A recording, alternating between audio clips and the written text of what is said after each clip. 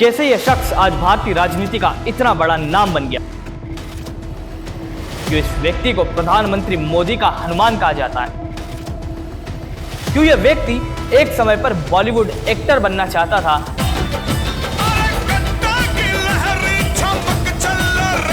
क्यों इस व्यक्ति को एक समय पर अपनी ही पार्टी से निकाल दिया गया था, और क्या वाकई यह व्यक्ति बिहार का अगला मुख्यमंत्री बनने की योग्यता रखता है।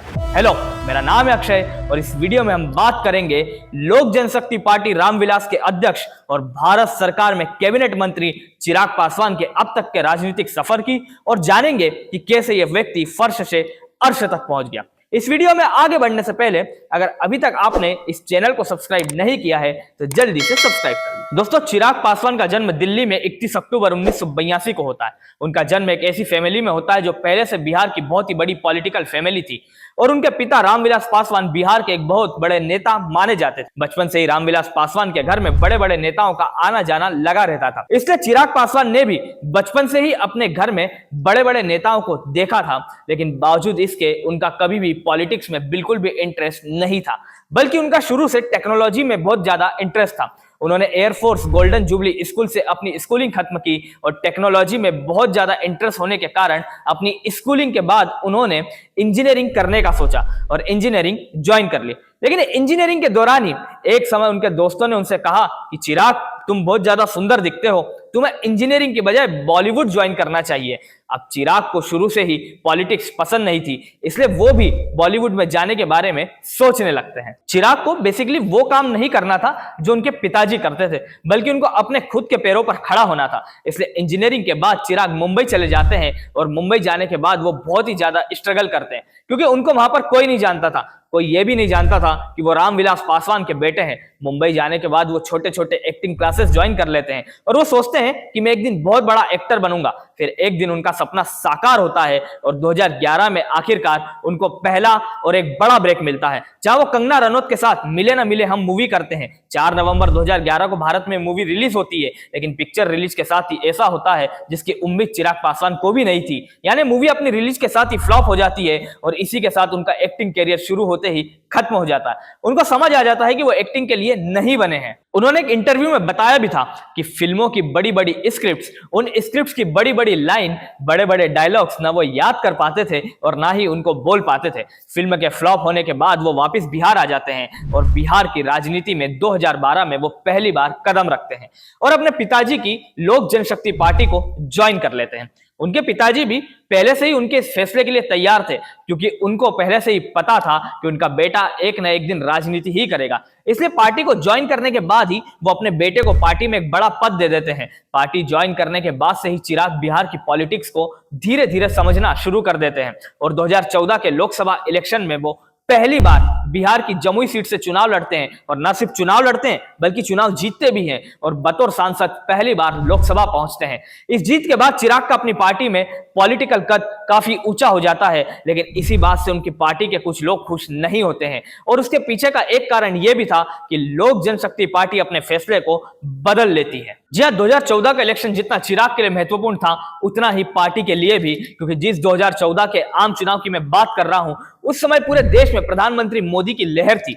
और पूरा देश मोदी लहर की बात कर रहा था। और उस वक्त तक रामविलास पासवान बिहार के एक ऐसे नेता माने जाते थे जो कि राजनीति के बदलाव को पहले से भांप लेते थे। वो जान जाते थे कि हवा की दिशा किस तरफ रहेगी या ऊंट किस करवट बैठेगा। लेकिन इस 2014 के इलेक्शन में रामविलास पासवान का गणित थोड़ा सा फेल हो जाता है, और वो चुनाव में कांग्रेस के साथ जाने का मन बना लेते हैं। लेकिन राजनीति की इतनी समझ न होने के बावजूद भी चिराग अपने पिता के इस फैसले का विरोध करते हैं, और अपने पापा को एनडीए के साथ गठबंधन करने के लिए मनाते हैं। लेकिन उस समय तक रामविलास पासवान जी की एनडीए के साथ नहीं बनती थी, दोनों के बीच में काफी आइडियोलॉजिकल डिफरेंसेस थे। लेकिन 2014 में अपने बेटे के कहने पर रामविलास पासवान एनडीए ज्वाइन कर लेते हैं, और इसके बाद हुए चुनाव में उनकी पार्टी बिहार में काफी अच्छी जीत दर्ज कर लेती है। चिराग पासवान का एनडीए में जाने का डिसीजन लोक जनशक्ति पार्टी के लिए बहुत ही इंपॉर्टेंट और सही साबित होता है। इस चुनाव के बाद लोक जनशक्ति पार्टी बिहार में पहले से ज्यादा स्ट्रांग होने लगती है, लेकिन इससे लोक जनशक्ति पार्टी के कई नेता, जैसा मैंने पहले भी कहा, कि काफी नाखुश रहते हैं। और इसके पीछे का कारण काफी सिंपल है। देखिए, जो पार्टी के सीनियर लीडर्स होते हैं उनका राजनीतिक अनुभव बहुत ज्यादा होता है, और जब कोई भी नया व्यक्ति आकर उनकी जगह लेने की कोशिश करता है तो वो उनको सहन नहीं होता है। और ऐसा ही लोक जनशक्ति पार्टी के कुछ नेताओं के साथ चिराग पासवान के आने के बाद होता है। लेकिन बावजूद इसके वो नेता कई सालों तक चुप रहते हैं। इसी बीच चिराग पासवान बिहार को और अच्छे से समझने के लिए बिहार की गली गली घूमते हैं और बिहार में अपना बड़ा नाम बना लेते हैं, और इसी कारण धीरे धीरे राष्ट्रीय स्तर पर भी उनका बड़ा नाम होने लगता है, और इससे उनके पिताजी भी काफी खुश रहते हैं। लेकिन इन सब के बीच चिराग पासवान की जिंदगी में एक ऐसा मोड़ आता है जिसकी उम्मीद चिराग पासवान ने भी नहीं की थी। इस मोड़ के बाद चिराग की पूरी जिंदगी बदल जाती है। एक के बाद एक चिराग को कई सारी मुसीबतों का सामना करना पड़ता है, जो कि उनके लिए बहुत ही कठिन होता है। तो होता यह है कि अक्टूबर 2020 में चिराग के पिता और उनकी पार्टी के बड़े नेता रामविलास पासवान जी का देहांत हो जाता है। रामविलास पासवान, केंद्रीय मंत्री, जिनके निधन की दुखद खबर आ रही है। चिराग पासवान अपने पिता के जाने के बाद बहुत ही दुखी थे, क्योंकि उन्होंने राजनीति हो या जीवन, उसमें जो कुछ भी सीखा था वो अपने पिता से ही सीखा था। उनकी जिंदगी में जब भी कुछ अच्छा या बुरा होता था वो सबसे पहले अपने पापा को ही बताते थे। लेकिन अब उनके पिताजी उनके साथ नहीं थे, इसलिए उनके पिताजी के देहांत के बाद उनकी पार्टी के वो तमाम नेता जो चिराग से नाखुश थे वो खुलकर सामने आ जाते हैं, और उनकी पार्टी के नेता उनके ही अपोजिट हो जाते हैं। जी हाँ, 2021 में उनकी पार्टी के कई नेता, और उसमें भी स्पेशली उनके चाचा पशुपति कुमार पारस, लोक जनशक्ति पार्टी के कुछ सांसदों को लेकर अलग हो जाते हैं। और इसका कारण यह रहता है कि पार्लियामेंट के अंदर हर पार्टी का एक लीडर होता है। रामविलास पासवान जी की मौत के बाद चिराग पासवान लोकसभा में पार्टी के लीडर बन जाते हैं, और यह सब कुछ उनके चाचा को हजम नहीं होता है, इसलिए वो तुरंत कुछ सांसदों को लेकर पार्टी से अलग होकर खुद को लोकसभा में पार्टी का लीडर घोषित कर देते हैं। इसके बाद अपनी पार्टी को बचाने के लिए चिराग अपने चाचा से मिलने जाते हैं, लेकिन उनके चाचा उनके साथ सही व्यवहार नहीं करते हैं। एक इंटरव्यू में चिराग बताते हैं कि वो जब अपने चाचा से मिलने उनके घर गए थे तो 1.5 घंटे तक बाहर गाड़ी में बैठे रहे थे, लेकिन 1.5 घंटे तक चिराग के लिए उनके चाचा के घर का दरवाजा नहीं खुला था, और दरवाजा खुलने के बाद भी उनको बिना अपने चाचा से मिले ही वापिस आना पड़ा था। 1.5 घंटे तक उस बीमारी की हालत में मैं बाहर गाड़ी में ही मैं बैठा रहा। 1.5 घंटे के बाद जब दरवाजा खुलता है, मैं घर के अंदर जाता हूँ और सबसे पहले मुझे चाची हमारी वो दिखाई देती हैं। मैं जाता हूँ, मैं उनके पाँव छूता हूँ, वो 2 कदम पीछे कर लेती हैं और मुझे बोलती हैं कि तुम्हारे साथ जो हो रहा है अच्छा हो रहा है। उनकी पार्टी में चल रही इन्हीं सब उठापटक के बीच इलेक्शन कमीशन ऑफ इंडिया उनकी पार्टी के मामले में एंट्री लेता है, और सबसे पहले लोक जनशक्ति पार्टी के इलेक्शन सिंबल को फ्रीज कर लेता है। इसलिए अब लोक जनशक्ति पार्टी के 2 हिस्से हो जाते हैं। एक होता है लोक जनशक्ति पार्टी रामविलास, जिसको चिराग पासवान लीड करते हैं, और दूसरी पार्टी रहती है राष्ट्रीय लोक जनशक्ति पार्टी, जिसको उनके चाचा पशुपति जी लीड करते हैं। दोनों ही पार्टी के सिंबल भी अलग अलग रहते हैं। अब देखिए राजनीति कैसी होती है। 2020 में चिराग के पिताजी का देहांत हुआ, और उसके तुरंत बाद ही यानी 2021 में उनसे उनकी पार्टी छीनने की कोशिश की गई।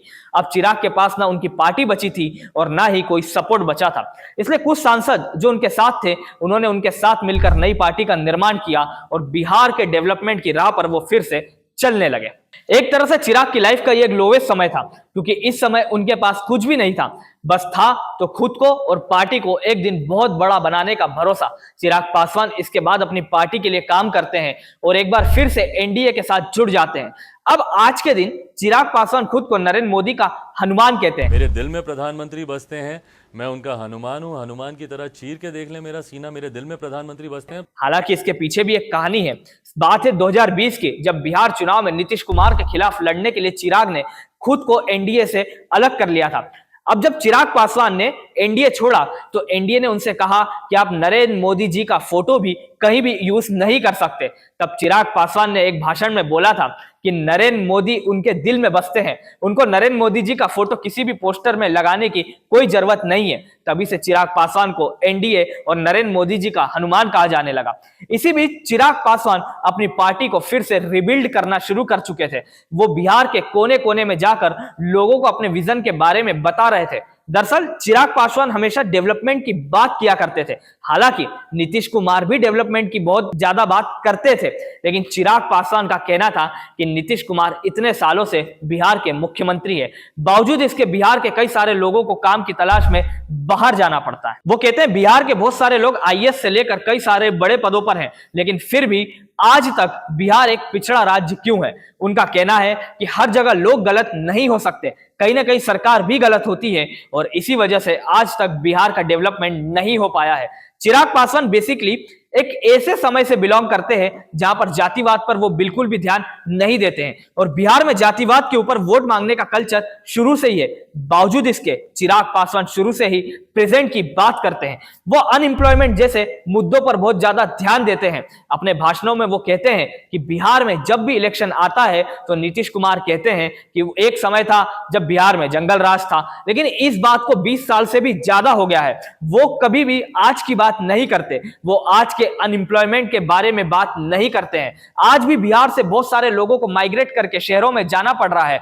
चिराग हमेशा कहते हैं कि हमारे बिहार में इतनी सारी सुविधाएं क्यों नहीं है कि बिहार खुद इंडिया का एक ऐसा हब बन जाए जहां पर बहुत सारे लोग आने का सोचे। दोस्तों, चिराग पासवान आज न सिर्फ बिहार की पॉलिटिक्स के एक बहुत बड़े नाम बन चुके हैं, बल्कि सेंट्रल लेवल पर भी उनका नाम बहुत ऊंचा हो चुका है। और अभी हाल ही में हुए लोकसभा चुनाव में उनकी पार्टी ने अपने कोटे की 5 में से 5 सीटें जीती है और इसी कारण उनको नरेंद्र मोदी ने अपनी सरकार में कैबिनेट मंत्री बनाकर ईश्वर की शपथ लेता हूं कि मैं विधि द्वारा स्थापित भारत के संविधान के प्रति सच्ची श्रद्धा और निष्ठा रखूंगा। उस विभाग का मंत्री बनाया है जिस विभाग को एक समय उनके पिताजी ने भी संभाला था। जी हाँ, चिराग पासवान को फूड इंडस्ट्री विभाग का मंत्री बनाया गया है। देखिए, चिराग पासवान को जिस उम्र में यह पद मिला है, ये उनके लिए बहुत ही बड़ी बात है। और आज हालत यह है कि नीतीश कुमार और चिराग पासवान जैसे लीडर्स जो बिहार से आते हैं, वो आज एनडीए के साथ जुड़े हुए हैं और एनडीए को स्टेबल रखने में बड़ी भूमिका भी निभा रहे हैं। इसी कारण लगातार कयास लगाए जा रहे हैं कि चिराग पासवान बिहार के अगले मुख्यमंत्री बन सकते हैं। हालांकि चिराग पासवान कई बार कह चुके हैं कि उन्हें मुख्यमंत्री बनने का शौक नहीं है। वो कहते हैं मुझे किसी भी तरह की रेट रेस में नहीं भागना, मेरी प्रायोरिटी बिहार का डेवलपमेंट है, वो कैसे भी हो मुझे उससे फर्क नहीं पड़ता। हालांकि जब चिराग पासवान जैसे नेता आगे आते हैं तो इसका फायदा देश को होता है, क्योंकि यही नेता आगे जाकर जब भारत को नेशनल और इंटरनेशनल लेवल पर रिप्रेजेंट करते हैं तो लाखों लोगों को इंस्पायर करते हैं। दोस्तों, आपको ये वीडियो कैसा लगा हमें कमेंट में बताइए। अगर ये वीडियो आपको पसंद आया है तो इसे लाइक करें और ज्यादा से ज्यादा शेयर करें। और अगर अभी तक आपने इस चैनल को सब्सक्राइब नहीं किया है तो जल्दी से सब्सक्राइब कर लें और नए वीडियोस के नोटिफिकेशंस के लिए बेल आइकन को प्रेस कर लें। एक नई वीडियो के साथ आप सभी से जल्द मुलाकात होगी। धन्यवाद। जय हिंद।